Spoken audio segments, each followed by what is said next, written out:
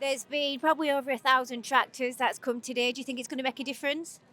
It blooming well ought to, and if it doesn't this time, we'll be back.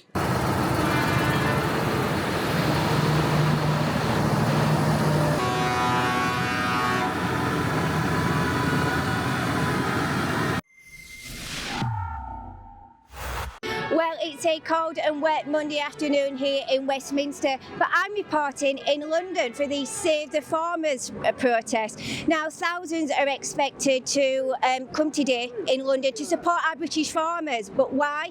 Well, because they're fighting against the farmers' inheritance tax. Inheritance tax applies to the estate of someone who has passed away, including property, money and possessions. And no tax is due if the estate is under 325,000, or if the excess is left to a spouse, civil partner, charity or community sports club. However, inheritance tax can heavily impact family farms when property values exceed the 325,000 mark. This may force families to sell land or farms, threatening multi-generational legacies and making the farm unsustainable. The tax diminishes family wealth and erodes agricultural businesses. Now, stay tuned throughout the day because I'll be bringing you all the latest updates and to find out exactly why we should be supporting our farmers. And of course, you can head over to farmerrebellion.com to support all my journalism. I'm Sammy Woodhouse and I'm reporting with Rebel News. So tell me what brings you here today. Well, we're protesting against the inheritance tax changes today, which will cripple British farming as we know it. This will wreck family farms in the UK. It'll put up food prices for people in urban centres like this. It makes no sense. It's spiteful, it's stupid, and on that basis, I gotta hope even this Labour government will change its mind. So I'm from Tantalot, and we have a lot of friends that are farmers, and we've seen how hard all these new laws are really going to hit in. And I mean, the tax that they're bringing in is enough to really cripple a farm that's been around for hundreds of years. We're here to show our protest against the proposed changes on the inheritance tax, so agricultural property relief, but both that and the business property relief as well.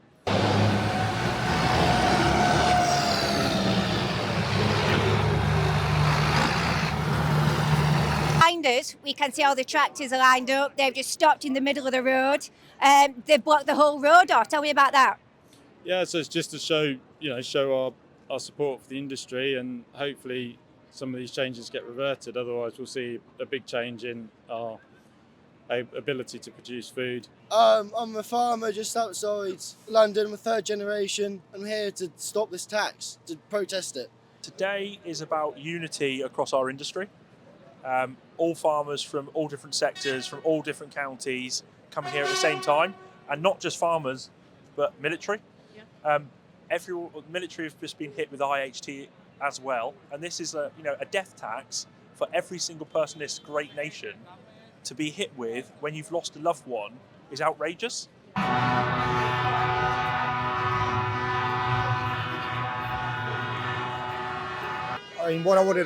like to talk about Farmers to Action and why we even actually exist, because the NFU is not doing their job. They're living up to their name. I'm sure you know what it is. No effing use. They purport to represent the farming community. There are 230,000 farmers in this country, and they represent just 1/7 of the industry, and they're shedding membership by the day. The government announced at the budget that they wanted to bring an IHT, and the NFU said, it's abhorrent, we're going to stand up for farmers. And what did they do? They said they wanted to hold a rally in Westminster on the 19th of November for 500 farmers. We reached out to Tom Bradshaw. Tom Bradshaw came back and said, thanks, but no thanks, we've got this covered. Well, that doesn't look like someone that actually wants to do anything for the farming community. So what we say is that the NFU are actually the enemy within. They're doing the government's bidding. They do not want a united farming industry. Now, people would say, well, how so? Well, the reality is this. Farmers, were it not for inheritance tax, would be really, really upset with a whole host of policies. And if there was a united farming industry, the united farming industry would point their anger towards the government. They would then point their anger towards the supermarkets, and they would round back on the NFU themselves. And the NFU know that, and they're publicly, back channels and front-facing channels, actively briefing against us, because we're the grassroots movement of change. We're open to working with all of the farming communities. The NFU won't work with us. They see us as a threat to their very existence. And because of that, they're doing everything possible to try and marginalise us.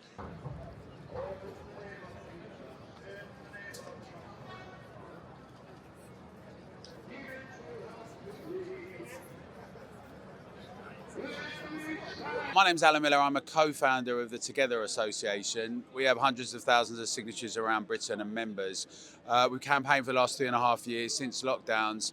I actually come from hospitality originally, but we have partnered with a group called Farmers to Action, the fastest growing farmers group in Britain, who feel they're not being represented currently. Over 5,000 new members, 45 counties. Farmers to Action are actually the ones that did the Retail Distribution Centre campaign, which meant Morrison's came out and said they now support farmers. Now, some people said that was really irresponsible and dangerous to do it, but they've also tried to take the credit for having it being done. So we're a bit confused about all of that, but our main concern at Together is that we have democracy and we don't have just technocrats impose things on us. So before this government came in, they promised all sorts of things, like to pensioners and to farmers, and then they did the direct opposite. And we believe in thrashing things out, in free speech and open debate. And guess what? The public can make their minds up and we can all decide. But there's a contempt and a disgust towards ordinary people. Ironically, from a party, particularly called Labour, although it's not just Labour, we've seen it with a previous government and others.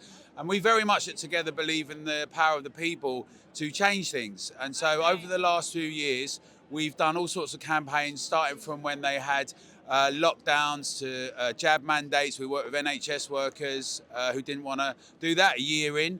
The so-called vaccine passports, COVID passes, which Tony Blair seems like determined to push through. Now he's sounding a bit trendier to some people, one way or another. They'll use all sorts of reasons to do it. Some will say it's about migration and crime, these people who can't control crime, but all of a sudden these digital IDs will do it. But across the board, we see these technocrats have contempt for the public.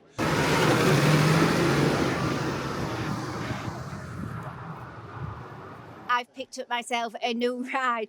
Now, tractors have completely blocked off the road in Westminster and goes right down to the very bottom. So they are certainly making their presence known and how important it is to get behind the British farmers. Do you think that the public understand the importance of farming? I don't think they do. I think they think, it magically appears on the shelves at the supermarket. No, they need to be educated a lot more of what we actually do. Yeah. Clark's has done a brilliant thing for the farming communities, put it out there, and lots of people love his show. Do you feel supported by Clarkson? Yeah, definitely. 100%. He's a good figure for agriculture now, really. Look, if family farms get driven off the land, what's going to happen is big corporates will take the land over.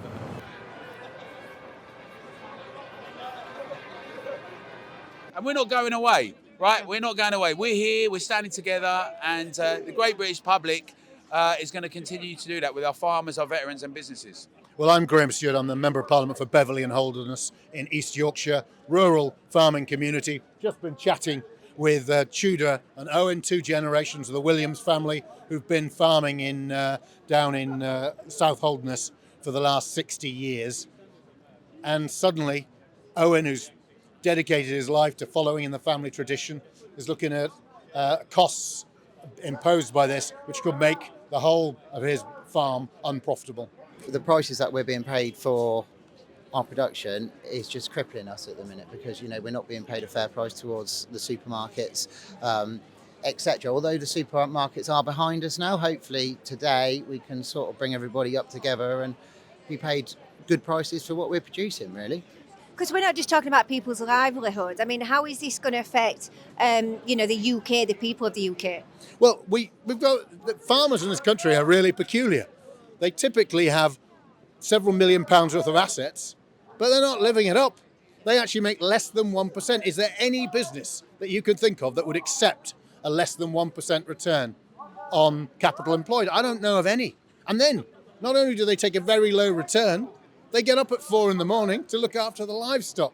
And the end result of all these families, generation after generation, farming and taking a very low return, is that we have among the best and the cheapest food compared to income of any country in the world. And it's that precious, fragile ecosystem, which this Labour government is wrecking.